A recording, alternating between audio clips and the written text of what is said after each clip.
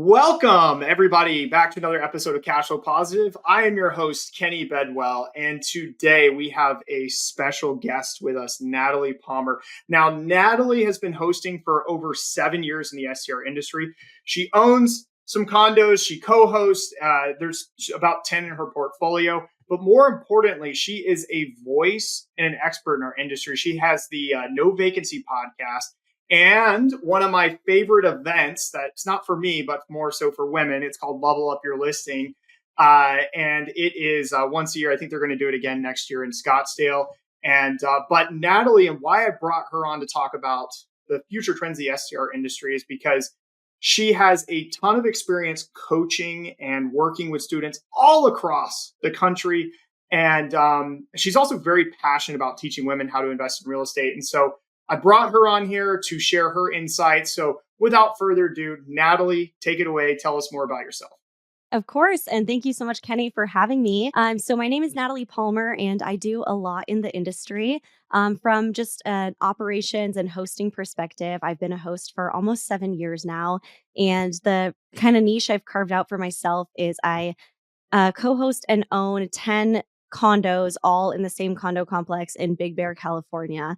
So really operating them kind of like a boutique motel, just from my systems and the economies of scale, doing laundry all in one place and restocking, having one cleaning team. So that's kind of been my approach to hosting. And after that took off, I've pivoted and I do so many other things now. I'm the host of No Vacancy, the podcast. I am the co-founder of Level Up Your Listing Summit, which is an annual women's short-term rental summit every March in Phoenix.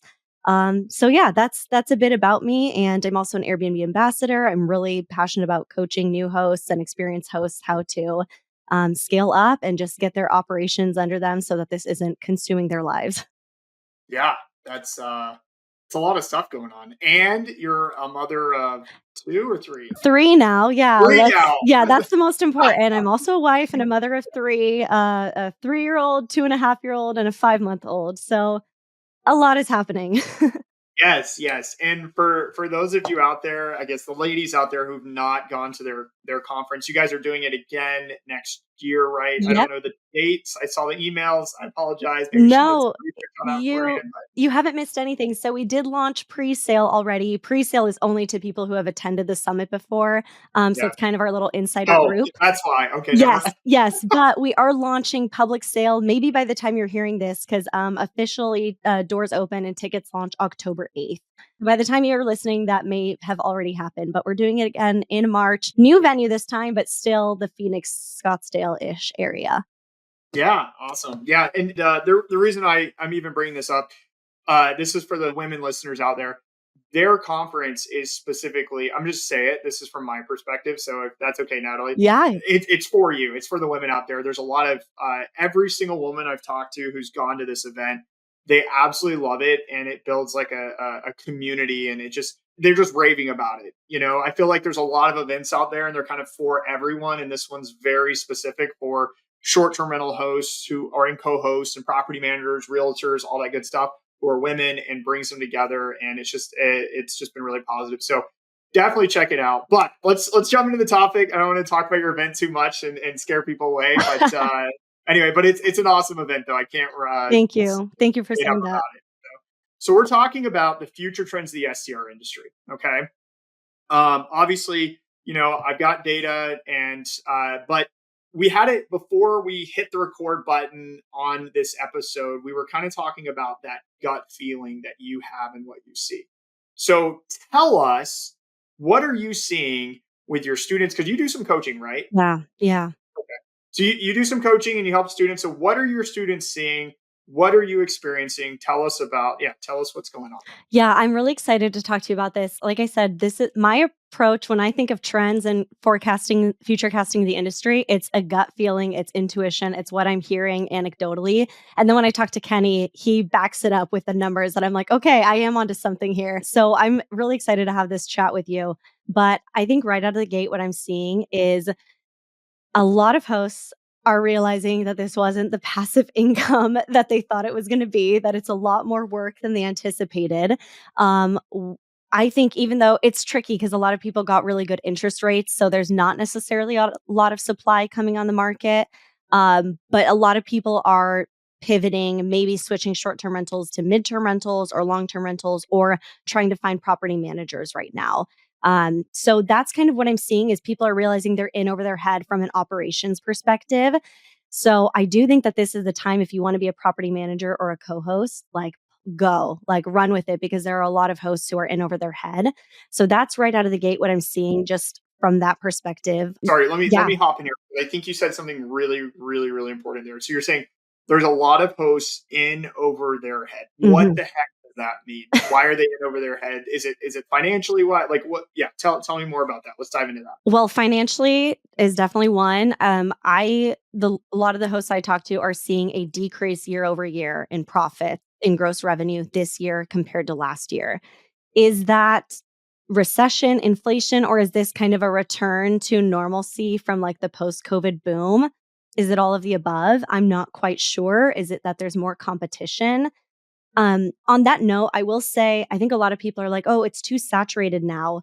But I am still seeing in certain markets, I don't think it's even an oversaturation issue because it looks like demand is just down. And you're the guy with the numbers, so you tell me. But I've seen a lot of people say, "Oh, when I started this, there was 500 listings in my market. Now there's 2,500. I can't compete."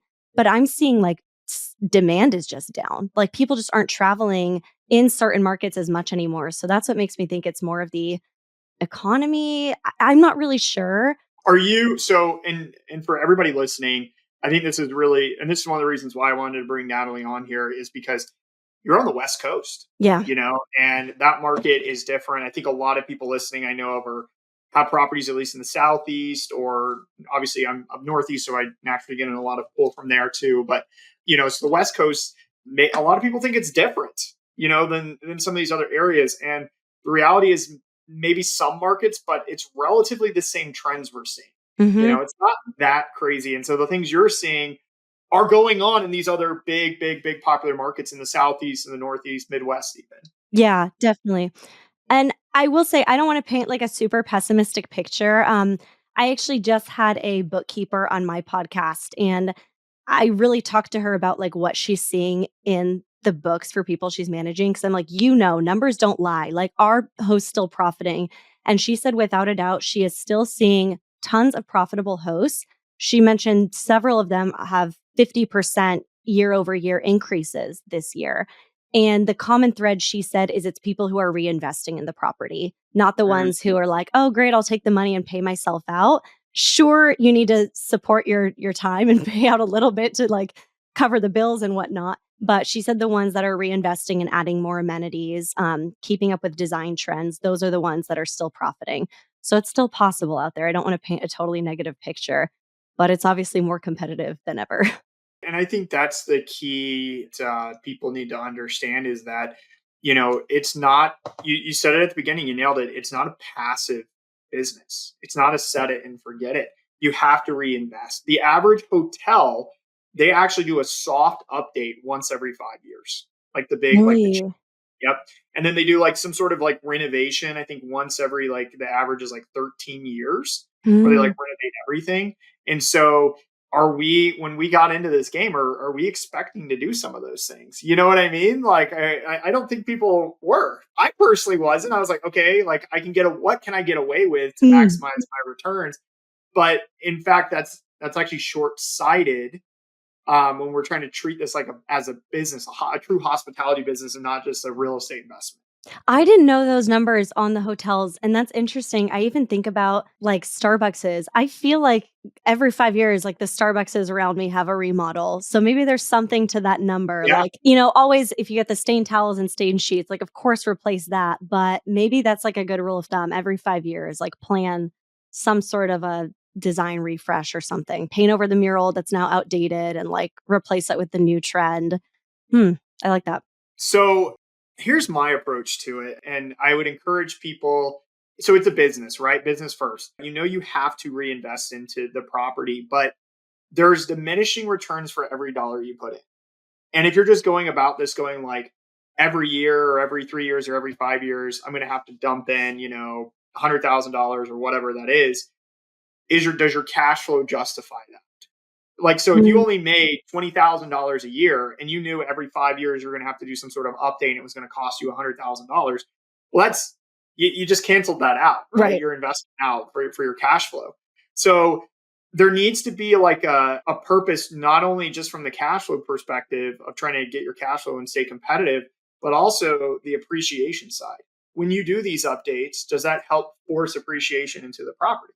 Does that help give you more equity so that you can exit? I Mm, think a lot of people too need to look at what their properties are currently doing and the equity, the return on equity of their properties, and decide whether or not they should, sell it and take that equity and put it into something else bigger and badder, or mhm, better, and mhm. and grow rather than just like trying to keep dumping more money into a property that's just going to do like the same every single year. You know what I mean? That is actually I've never thought about that, but that is so interesting, Kenny, because 'cause you're right, like, I think a lot of the improvements that people make are new throw pillows, new neon sign, whatever. None of that is gonna, like, tap into the future appreciation or, like, put equity into the property. That comes with you when you sell. That's not Hmm. an exit strategy, but you're right. If you're remodeling, if the improvements you're making every few years are, I don't know, if you've got like a regular pool now, maybe in 5 years you put in like a swim up bar or like a Baja bench or whatever, like that is actually an improvement to the property. You put in like the mini golf course. I've never thought about it that way. It's always kind of like the soft refresh, with just like new bedding, new pillows, but that's a really good point. Like if we're thinking long term here, so many of us get into this not just for cash flow, but the long-term equity play. So maybe those 5-year remodels we're talking about should really be things that are going to improve the equity in the home. That's a great point. I have not thought about it like that. Yeah, sure, sure. Yeah, I'm not. I don't want to take this over or anything. So I want to flip it back to you. So with your co-hosts and your clients and everything, what are they telling? Because you co-host as well. Mhm, mhm. So what are you telling your owners, or you're helping your students tell their owners that they're working with these properties they need to do to get ahead? Yeah, this is a big one. I feel like I'm running into a wall a lot sometimes. It's very much the chicken and the egg situation. Like, some owners, I'm like, "Hey, let's put in a hot tub, like, let's do this," and it's like, "Well, I need to make some money first." And I'm like, "Well, you need to put this in to see that money come in." It's hard, it's a hard conversation to have. Anybody listening to this is obviously in it, and they get it, and they're like, "Yeah, why would you put in these amenities?" But the people that we're co-hosting for often, that bought this as an investment or inherited a second home, and they don't know, they don't see the numbers. So I think that's where it is really important to go into, as a co-host, you only make money when the host does, when the owner does. So you have to kind of go in and show them like this is going to be the return on investment. Learn how to underwrite a property, learn how to analyze a market, learn what the top 1%, top 5%, top 10% of properties are doing, and really show your client why they're bringing in those numbers and how they're not just sinking another, 10 to 15,000 in, but it is going to pay off. We're looking at it. We've got a big project. It's $1 million property, and we knew like going in. I was like, look, this is going to cost us. We're partners, and he's the money side. I'm like, look, this is going to cost us, $250 to $300,000. Like I wouldn't even put it under contract unless you're comfortable with that. Like dumping in that. And he's like, yeah, let's like see and like get all the numbers and stuff. And then as we're going through, he's like, well, I kind of rather like get it like maybe 90% or 75% of the way there and then try to go and find something else. And I'm like, I understand that. But if you take that money, the return on that money is actually better Mm, than trying to go and dump it, find another deal first off and dump it into that other property in hopes that that one's also going to cash flow the same amount. Like it's just like this, like, don't be afraid to invest into the property. You know what I mean? yeah, and that's a good point too. Like, the second you get the second property, we all talk about like, "Oh, I wanna scale up, I wanna scale up," and people think that that means more properties. What if it did just mean improving what you already have and scaling up the numbers on that one listing? Because now you've got a second insurance policy, double the property taxes, double the utilities, double the travel Mhm. there, double the time finding the market. Yeah, I think if you can take, if you've got an extra 20 grand lying around and it's like, okay, is this the down payment for the next thing or do I improve this one? And you did mention there's a diminishing return at a certain point. So you obviously want to research this. Don't sink another 20K into something where the market doesn't justify those returns. But I do think that that's something a lot of hosts are overlooking. It's like, oh, we're stretched thin on this one. Like, let's go up to the next one. Like, then we can just, if we're only profiting whatever X amount, let's just throw out numbers, $3,000 a month, and we want to be making $6,000 a month. We just need to find another property doing the same. What if you can improve this one already? I think that that's always the first thing that you should be looking at. With your properties you're owning or co-hosting, what are you doing maybe differently this year than you were doing years before? So this is one that I don't think gets talked about enough, but I have spent, so let me preface this. My properties are in condos. There is really, being totally honest, not much I can do in terms of adding amenities. I don't have a yard. My HOA is not going to let me add the giant chessboard or the mini golf course. We have a community pool and a community jacuzzi. I can't do the private hot tub. Like, I have a small deck that just literally I can't fit a private hot tub there. My HOA wouldn't even approve it. So the changes You could add it like a zip line off the Yes, balcony. you'd have to, yeah, totally. Maybe HOA will go for that. So I'm in a unique position where I hear about all this stuff and like I believe in it. I vouch for it and I see the changes it's making. I don't have the luxury to like add these amenities. So for me, how I can be competitive, I've really taken this time to go totally back to basics. And it's like, gosh, if you just read reviews, like the properties that are suffering right now, it's all management wasn't responsive. The place wasn't clean. It looked worn down. There's so much in just that alone that I think you can do. It does get overlooked. It's always like, we need another neon sign. We need another mural. Fun stuff. I'm not saying don't do it, but like, please like go back to basics because this is what I'm doing. This is really the only area I have in my properties to make enhancements. Obviously the design refresh, even that I'd have to get HOA approval if I wanted to like start tearing down walls and all sorts of things. I'm very limited. And so for me, it's been going back to basics and just, is my response rate as high as it can be? Like, how good is my communication? My cleaning protocols have totally, doubled down on those and just making sure nothing is falling through the cracks. I think that that's really getting overlooked, but there's so much you can do just in basics of hospitality.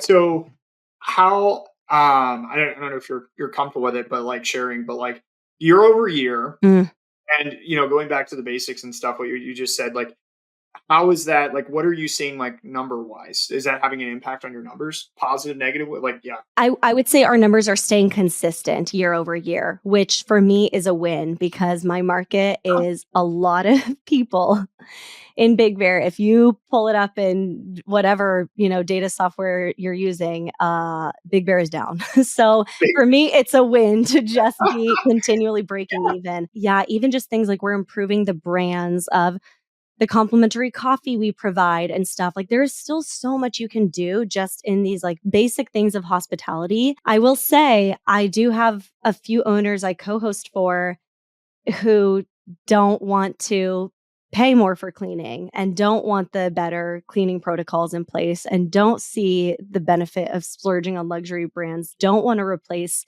stained linens or worn sheets as often, and you notice it. I will say this is really interesting too. Of the 10 properties I manage, like I said, they're all in the exact same condo complex. So location is the same. They all have the exact same layout. They all have the same management, me. They all have the same cleaner. Like all those things being equal, I have the property that I own compared to some of the ones I co-host is making more than double. So it's very like, it's a really good case study that I have of what is making that difference. And I can tell you it's all down to the interior, how it's designed, the staying on top of the refreshes, keeping things looking nice and crisp for everyone. And I think the brands that we're using. So higher quality coffee that's on display, higher quality shampoo and conditioner, small things. I mean, it comes down to probably we're spending maybe $5,000 more over the year, and it's making more than double what my lowest performing property is. Oh, wow. Wow. That's awesome. Awesome. And also they need to get on it. I know. This is what I mentioned earlier. Like this is the one thing I do love co-hosting, and there's a lot of opportunity. I kind of kick this conversation off with that. A lot of people don't want to be managing anymore. But I always say with co-hosting, it is actually more difficult to work with the owners than with the guests. Everyone who Mm. gets into Airbnb thinks that guests are going to drive them crazy. It's the owners. So having these conversations and like really trying to educate the client, it's hard with some people. Do you have any techniques or recommendations for people of how they can like help educate? Yeah, and most of my owners are receptive. There's a couple that are just like, "No, we need to see more money before we're willing to reinvest." And like I said, that's kind of that chicken and the egg situation. Like there's some people you're just not going to get through, unfortunately. But for the most part, I've seen the biggest success. And it is easier for me because like I said, I have this perfect case study of like everything's in the same location and I can show you what the um, bottom 2 to 3 properties are doing and what my top 2 to 3 are doing. And for the ones that are in the middle, it's like, it doesn't take that much to get you here. Another 5 grand can really unlock an extra 20 to 30K. So those ones, it's easy. It's an easy sell. And I have a lot of owners that are very cooperative. And I guess I don't know, at a certain point, you have to decide what business you want to run. Is it still worth it for you to manage those ones that just aren't going to get on board? Maybe you want to cut the cord and spend your time finding higher quality clientele that gets the vision. That's a decision I think every co-host has to make for themselves. I keep them because it's just so streamlined to manage everything in the same complex. But I think if I was maybe more spread or had a different co-hosting model, there's a few owners I would have dropped by now. I'll say that. Yeah, I've gone through that. When I first got started, I did some co-hosting and I had an owner and I was like, hey, look, this isn't We're working. not a You're good not fit. running anything. Yeah, I'm like, I can't do that. I just felt like embarrassed. Guests constantly having issues. He wasn't willing to, get better linens, do better stuff. And I'm like, I'm feeling bad and I'm buying stuff for the property because I'm like, dude, like we can't be having people and like have these issues. So Totally, totally. anyway, I feel like a lot of people I talk to, new people, they're immediately asking me, well, I heard that, the industry's down, or Oh, I heard okay. Airbnb's dying. Like what, and you're like getting over some of the myths, like busting the myths out the gate. And so I'm assuming that there's probably less and less people getting in, but what are you seeing from your side? Yeah, this is a good question. So I can definitely say, like, our summit, we've maintained the same amount of people each year that are attending, but the demographic has shifted. Year one, it was a lot more beginners that were just trying to explore them, if this is something they wanted to do. And by year two, we had, I think, 90% of our attendees already had at least one short-term rental. So it seems like it's more the people, the numbers stay the same, but that pie chart kind of shifted to like, it's now a majority of people who are already doing this and they just want to hone in and improve. Do you think that is a reflection of maybe the industry is maturing a little more? I think so. Yeah. Okay. Yeah, I think so. This is what I'll say too. I'm really encouraged by the boutique operator. That I think is kind of my favorite host right now. The hobby host, quote unquote, that has a second home somewhere and they're just kind of hoping that they can cover the mortgage on it and have it booked when they're not there. It's hard to be competitive with that at this point. Like you don't have enough systems, you're not going to see you don't know the right pricing strategies, you're not in it to have that be an extremely top performing property. On the flip side, it's really hard now to stay on top of those properties. For me, the sweet spot and where I see the Mm, most success is like let's say the 8 to 25 properties. I think that those are the hosts who have enough professionalism and yeah, that I guess when you say like, is the industry maturing? That's it to me. It's those people who maybe started as a hobby, realize that they're good and have a knack for it. They've now grown to 8 to 25 properties about and that's like, those are the hosts I wanna reach and work with. That's kind of who I think we're starting to cater our summit more so to and my coaching, because those are the ones that, like, they wanna invest in the tools to do it as well as possible, but still keep that boutique experience. I love that. Yeah, I definitely think there's like this transition, and more people are getting on board with the idea of like it's not about the number of doors you have; it's about the quality of doors. Yes. Yes. And I think I gave this example on another episode, but you'll get to hear it for the first time. I was talking to this guy. I was at an event, and this guy came up to me and he's like, "Hey, how many properties do you have?"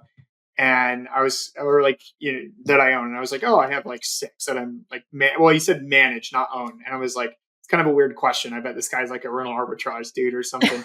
And I was like, so I've got 6. And he's like, oh, cool. And I was like, well, what about you? And he's like, oh, I've got 100. And I was like, do you own or you? And he's like, oh, no, I do like rental arbitrage. And I'm like, okay, cool. Like, I'm not really like a big arbitrage person, but I respect it. And I'm like, okay, cool. And then he's like, yeah, I'm like cash flowing $500 per door per month. And I'm like, okay, so you're doing about 50K a month. And I'm like, sweet. So with my 5 doors last month, or 6 doors, I I hate calling them doors I because it's not know. what they are, I right? know. My I 6 know. properties, because they're legit properties. Every I time you cash say it, flow. it's like my eye twitches. Yeah, I know, right? I was like, I cash flowed 25K. So I literally like a tenth of what you did, or the number of properties you did, to like half, right? So I'm like, got all these other things going on in my life. And this Hmm. is a full time job. He's got to hire employees and teams. Yep. I'm like, you're probably not even making that much money at the end of the day, but you've got this like numbers thing in your head Yeah. in terms of how many doors and units, but that's not the industry we're in. Yeah. Yeah. So That's not it. the more you can, yeah, like get down into the quality and improve that, I think the more you cash flow. What are your thoughts on that? Totally. No, and this goes hand in hand with what we were just saying, right? If you've got the extra 20 to 30K laying around, like, is that a down payment for something else? Or should you just reinvest and improve the quality of what you already have? And if the numbers pan out for that, that to me would always be the move. I agree with that. And as the industry is going to get more competitive, that really is the way to stand out. What's the point of 100 doors making marginal returns? You have one situation where a guest complains and you have to refund one reservation that month. That's your entire 500 a month profit that you were counting on. It's gone. Versus having some room to play with and like give that great experience. And right now during hurricane season, it's fires in my area. Like, yeah, we're running a business, but I also want to be the host that can afford to maybe cancel some reservations or move some dates around. This is what separates us from hotels also. Like a hotel has 100 doors, and this is the more hands-on experience that you can give. I think if we don't want to keep being lumped in with hotels and we want STRs to be a standalone product that can like stand on its own 2 feet, and it's not like, oh, should I book a hotel or a vacation rental? If we really want this to be its own thing, the boutique operator is where it's at. Yeah, I like that a lot. I think that a lot of people, there's still a mindset of like, I can get in with, you know, however much, like, I'm just going to pick a random amount just to make it like, I get a lot of people coming and are like, hey, I've got 100K. My budget is up to like $900,000. Where are the good deals at? And I'm like, first off, there's 5 things going every STR investment: down payment, closing costs, renovations, updates, design and decor, and furnishings. So if you're doing a 10% down loan and you do 900,000, so that's 90K. Maybe you cover your closing costs, but that property better be ready to go. And I personally have never seen one that's 100% ready to go out the gate. That's going to Yeah. make sense for the returns that they're expecting. Yeah. And so I'm like, you better dial that back. You're talking like a $400,000 to $500,000 property, just so you have enough, because you got to add things to that property to make it better. On this note too, I talk to so many people who, when I ask them like, what's your budget for a property? They're like, oh, we're looking for like, something 400 to 500,000. And as soon as you're like, where did you get that number from? And like, it's crazy how people have no idea. I'm probably calling a lot of people out right now, and this is fine. Like, I think we all start here. But so many people I talk to are like, oh, I don't know. That feels like a good number. Like, I just don't want to spend more or spend less than that. Another thing too, I'll say is like, a lot of people are like, oh, my budget is how much money I have.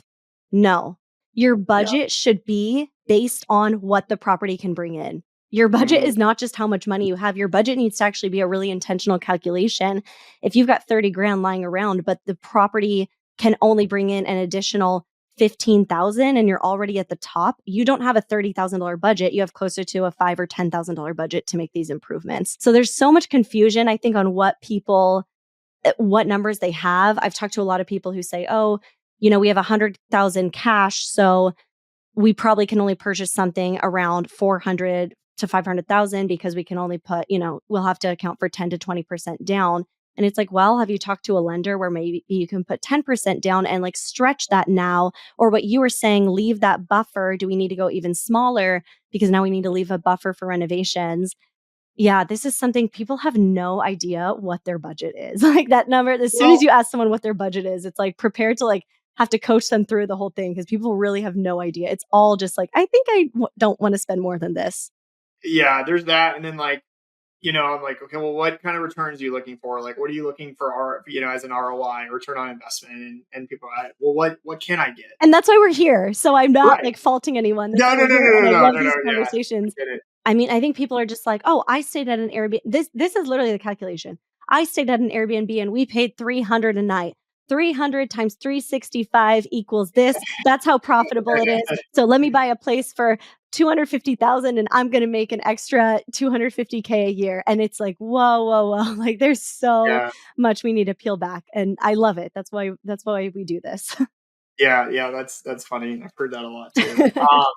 Yeah, it's just like I think with what's going on for the future, well, what's going on currently and how that impacts how we invest in the future, I really think it is a mindset of, look, your down payment is a piece of the pie that you're going to have to invest into the property. Just so many people are not used to thinking like that with SDR investments, really LTR investments too. It's like I bought an apartment complex, maybe we did some updates to it, but it's a commercial asset and we can refinance and get some of that money back.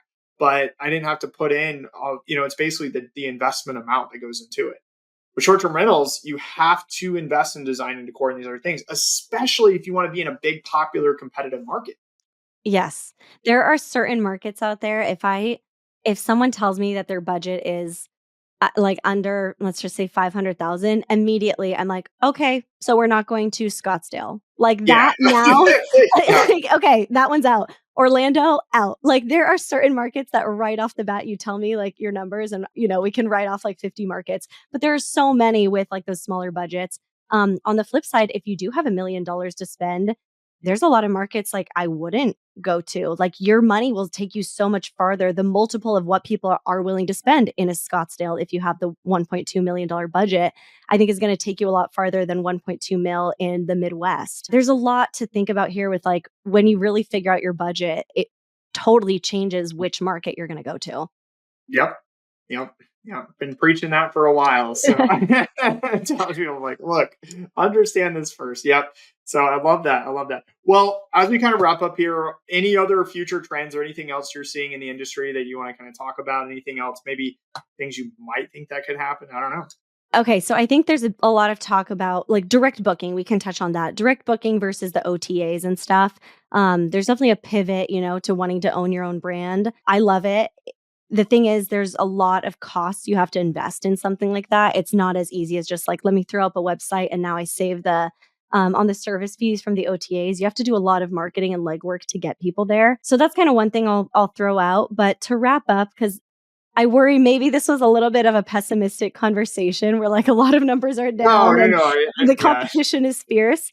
Let me add this. And I say this a lot. I've said this a ton. People have probably heard this before. And I say it partially as a joke, but ultimately it's true. When people ask me, are STRs down? Like, is it too late to get in? My response is there's been a need for short term rentals as long as Mary was looking for an inn to give birth to Jesus.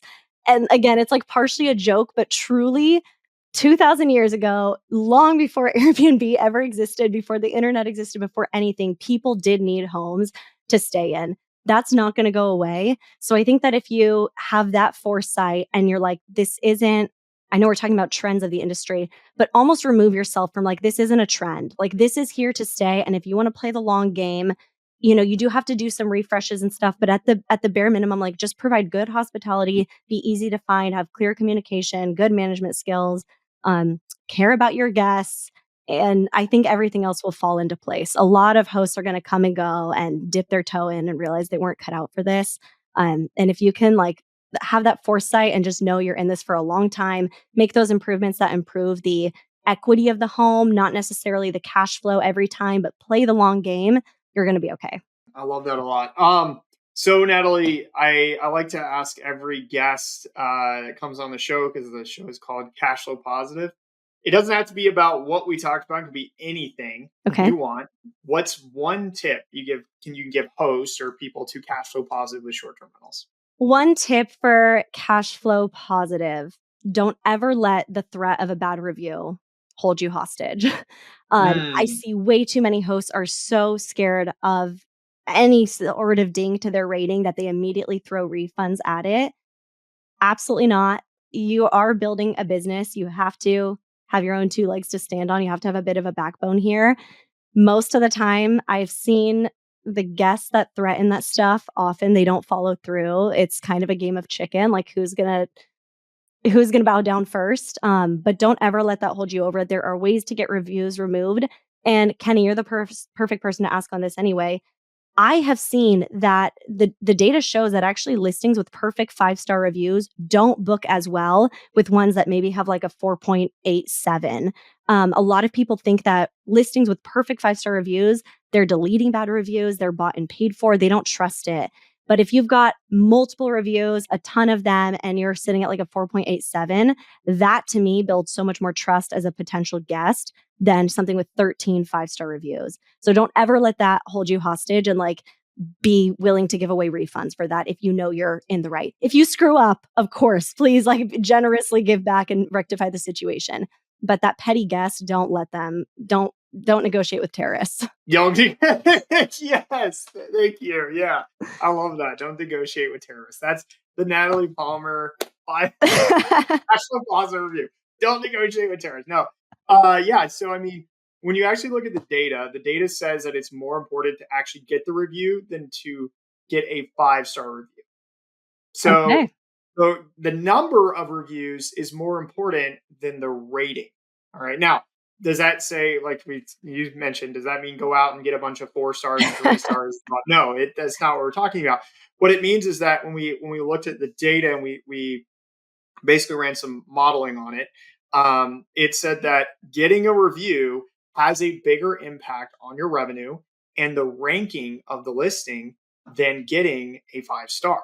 A good example of this is if you go to Amazon and you type in like these or any product, and you look at the rankings of the products, it's like the top. They do it by featured. They don't do it by you. You can do reviews, but even if you do it by reviews, the top rated ones aren't actually the top rated. They actually have just more reviews.